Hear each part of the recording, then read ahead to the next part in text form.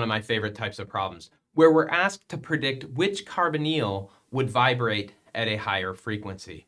Now, when we look at this, we're going to draw this structure of the carbonyl and kind of ask ourselves, how will the neighboring substituent impact that carbonyl? So let's do this for both of these. We'll see in just a second that maybe we didn't quite have to do all of this.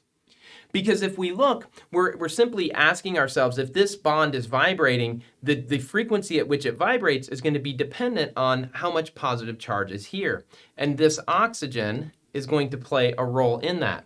Now, in both cases, we have the same group attached. So there's really not going to be much difference between the amount of cation character on these carbons, since both of them are esters. Well, if both of them are esters, then what's the difference? The difference is that here we have a 5-membered ring, here we have a 6-membered ring. And carbon-oxygen double bonds attached to smaller rings vibrate at a higher frequency. So we would expect this one to vibrate at the higher frequency or have the higher wave number. I figured out what ringing the bell was about. It's to get notifications.